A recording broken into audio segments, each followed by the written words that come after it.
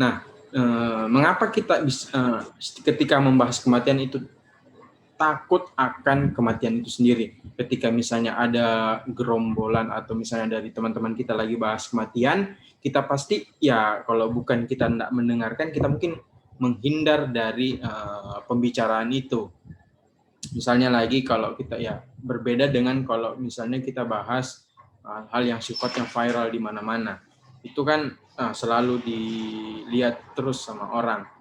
Nah, kemudian dalam buku, ya kayaknya buku Pemaknai Kematian, dijelaskan juga, saya ambil sedikit aja nih, bahwa kenapa kita misalnya takut membahas tentang kematian, ya itu bisa jadi sebabnya adalah ketidaktahuan kita tentang kematian. Misalnya, apa sih yang terjadi setelah kita mati, bahwa kita juga selalu berpikir bahwa setelah kita mati, siksaan apa yang akan kita dapati, yang karena begitu banyaknya dosa-dosa yang kita lakukan, jadi kita takut untuk membahas atau memikirkan kematian. Padahal dalam salah satu untuk bisa membuat kita lebih baik lagi adalah kita mengingat kematian. Karena dengan mengingat kematian kita tahu bahwa ada loh kehidupan setelah kita hidup di dunia ini, ada kehidupan lain yang mana semua pertanggungjawaban kita yang kita lakukan di dunia akan dipertanggungjawabkan di hari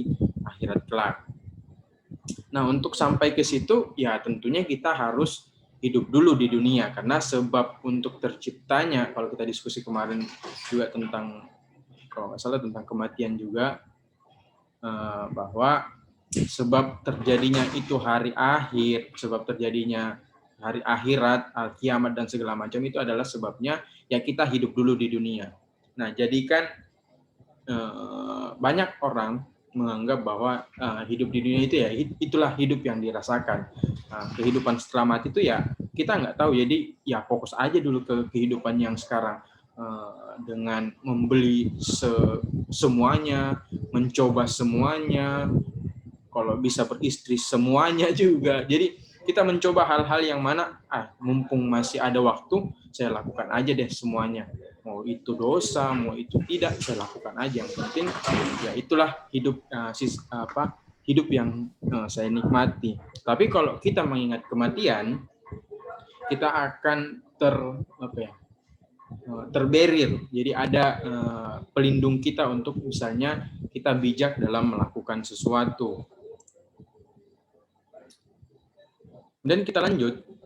Pertanyaannya adalah seberapa siapkah kita menghadapi kematian itu sendiri. Nah, dalam buku ini dijelaskan, Sayyidina Ali menjelaskan bahwa jika engkau dapat melihat apa yang telah dilihat oleh orang-orang yang sudah mati, engkau akan bingung dan susah. Kemudian, engkau akan mendengar dan menaati, namun sayangnya apa yang mereka lihat itu tertutup tabir sehingga tidak terlihat olehmu. Nah, jadi alasan mungkin kenapa misalnya kita takut mati, yaitu karena dosa-dosa yang telah kita lakukan. Hal-hal yang positif yang sifatnya bisa kita lihat, karena dosa kita, karena perbuatan dosa kita, kita jadi tertutupi bahwa sebenarnya kematian itu bisa menjadi sisi positif juga bagi kita. Karena kalau di buku Memaknai Kematian itu kan kematian itu dia anggap sebagai penyucian untuk bisa sampai di hari akhir nanti.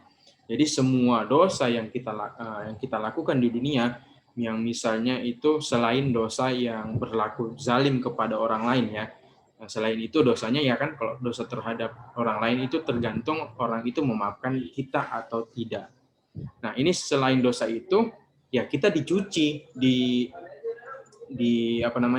dalam perjalanan itu, di alam barzah kita dicuci, di alam begitu juga di akhirat nanti. Jadi bahkan dosa terhadap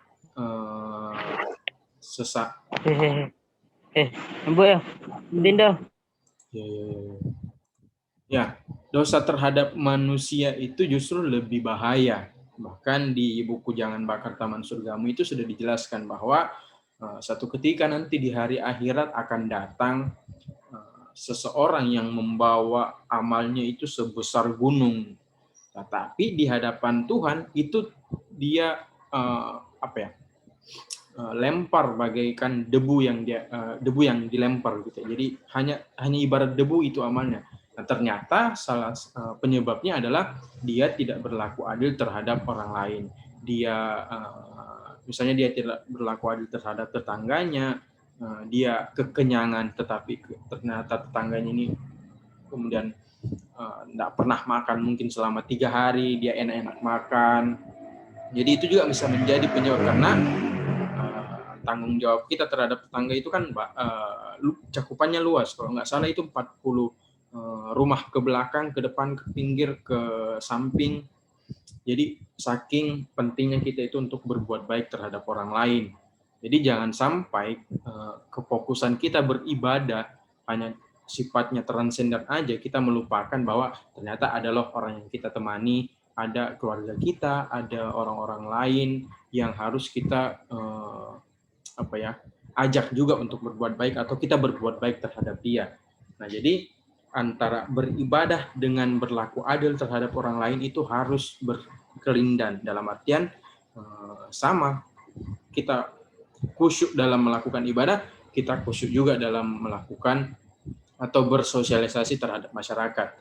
Jangan sampai ada benih-benih dendam yang kita simpan terhadap orang lain yang mengakibatkan nanti kita di akhirat akan dipersulit oleh itu sendiri. Bahkan amal-amal kita bisa ditransfer ke orang itu karena dia tersakiti. Atau mungkin kalau kita nggak punya amal, dosa-dosanya ya kita terima sebagai akibat dari kita tidak berlaku adilnya terhadap orang lain. Jadi jangan sampai menyakiti hati orang lain, apalagi hati perempuan.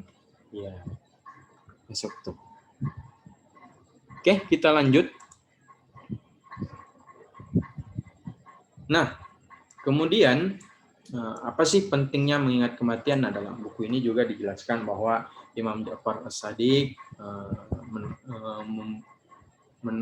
mengingatkan kita bahwa pentingnya mengingat kematian itu adalah dengan ada beberapa, yaitu dengan menekan hasrat yang banyak sekali.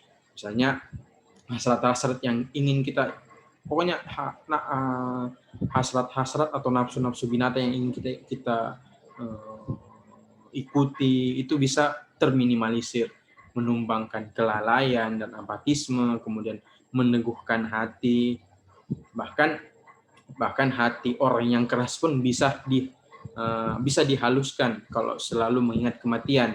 Kemudian juga bisa merobohkan panji-panji hasrat dan pelanggaran yang banyak sekali. Misalnya kita bisa terminimalisir untuk tidak melakukan dosa dan hal-hal negatif lainnya. Jadi yang terakhir adalah menekan jahatnya ketamakan dan menjadikan dunia nampak rendah di matanya. Jadi dunia dia anggap sebagai hal persiapannya aja untuk bisa menuju ke hari akhirat itu. Jadi kita jadikan ini dunia sebagai tanah ladang kita. Jadi ladang itu tergantung dari apa yang kita tanam. Kalau kita tanam adalah kebaikan, maka hasilnya pula kebaikan juga yang akan kita dapatkan. Tetapi kalau yang kita tanam adalah benih-benih kejahatan, kemudian dendam dan segala macam, nah itu akan berdampak buruk juga terhadap hari akhirat kita nanti. Jadi ketika melakukan sesuatu, pikir memang baik-baik apa yang bisa kita dapatkan dari perilaku itu dan apa impact-nya terhadap hari akhirat itu sendiri. Jadi ini pentingnya mengingat kematian bagi Imam Ja'far As-Shadiq. Nah, kemudian ini tipe lagi, kehidupan sesudah mati. Jadi nanti saya persempit aja ini. Gitu. Jadi kehidupan setelah mati itu sebenarnya di dunia juga itu kehidupan sebelum mati itu pertama di dunia. Jadi kalau misalnya kita masih banyak dosa, yang cara menghilangkan dosa itu ya salah satu caranya adalah misalnya kita mencari rezeki yang halal, kemudian banyak-banyak meminta maaf kepada orang yang selalu kita zalimi misalnya. Nah, di alam barzah ini akan ada nanti sosok yang mana dia itu ditentukan terhadap apa yang kita lakukan nanti. Ini banyak juga tafsiran lain ulama yang lainnya. Ada yang mengatakan bahwa dia ini dalam bentuk diri kita sendiri. Ada yang mengatakan juga bahwa dia ini dalam bentuk manusia yang lain, entah itu dia dalam bentuk orang yang misalnya tampan atau buruk rupa. Nah, kalau tampan itu katanya kalau perbuatan kita itu baik di dunia kita misalnya, atau misalnya ada yang dalam berbentuk Al-Quran. Jadi kita bisa menciptakan makhluk barzaki ini namanya, tergantung apa yang kita lakukan di dunia. Kalau kita melakukan kebaikan, maka hasilnya orang yang menemani kita nanti di alam barzah, yang menjadi penolong kita nanti di alam barzah, itu akan berbentuk pula yang indah dilihat, yang nyaman dipandang. Nah, begitupun juga di alam akhirat. Di akhirat nanti itu kita akan dikelompokkan berdasarkan kelompok-kelompok kita tersendiri. Misalnya kita ada orang yang dikelompokkan dia babi semua wajah-wajahnya. Bahkan juga di akhirat nanti kita itu akan identitas asli kita akan terlihat, akan nampak di situ. Jadi tidak ada lagi yang disembunyikan. Jadi wujud dalam akhirat kita itu banyak, ada bentuknya. Ada yang berbentuk kepalanya tikus lah, ada yang bernanah dan segala macam. Nah, itu juga tergantung dari apa yang kita lakukan di dunia. Misalnya kalau kita selalu mengkorupsi hak orang lain, ya kita dihidupkan atau kita dibangkitkan dalam keadaan seperti tikus misalnya. Atau mungkin kita tamak, kemudian selalu mendahulukan hawa nafsu, bisa jadi kita nanti dihidupkan seperti babi yang bahkan ya itu selalu mendahulukan nafsunya. Makanya itu tadi apa namanya, kita harus bisa menelaah apa yang kita lakukan ini untuk kehidupan kita di akhirat nanti. Nah, terakhir, ini juga yang saya dapatkan di bukunya Tirani Diri. Ya, kemudian apa yang harus kita lakukan atau apa yang bisa menyelamatkan kita di akhirat nanti. Jadi ada 6 yang saya catat di sini. Ini juga yang ini juga disampaikan juga oleh Kang Jalal di akhir ceramahnya. Jadi saya cari-cari, oh ternyata ada di sini. Jadi yang pertama adalah ya kalau teman-teman punya misalnya sudah suami istri, tentunya yang diharapkan adalah anak yang saleh. Dan yang kedua adalah Al-Quran yang selalu kita baca.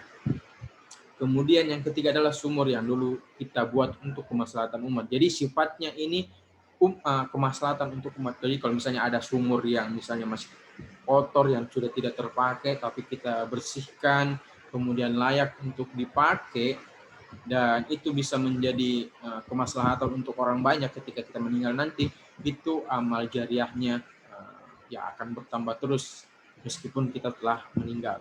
Misalnya lagi pohon yang dulu kita tanam. Jadi menanam pohon itu sebenarnya punya juga bisa menyelamatkan kita, karena sifatnya pohon itu kan ya orang sejuk, kalau misalnya di bawahnya dia sejuk dan segala macam, bisa terhindar dari matahari. Kemudian banyak hal yang ada manfaat dari kalau kita menanam pohon. Kemudian sungai yang kita alirkan, kita lancarkan alirannya. Misalnya ada sungai yang sudah mungkin terhalang oleh batu, tapi kita coba untuk menghancurkan batu itu supaya teralirkan, lancar alirannya, itu juga bisa menyelamatkan kita di akhirat. Dan yang terakhir, yang terpenting adalah kita meletakkan tradisi dan mencontohkan cara hidup yang baik. Atau misalnya ini legacy, atau misalnya ya dengan misalnya kita berbagi seperti ini, itu kita meletakkan atau kita mencontohkan atau kita mendiskusikan tentang hal-hal yang positif yang bisa tentunya insya Allah bermanfaat untuk orang banyak. Nah, jadi saya kira itu. Thank you untuk teman-teman semua. Sorry kalau ada salah-salah kata. Saya akhiri. Assalamualaikum warahmatullahi wabarakatuh.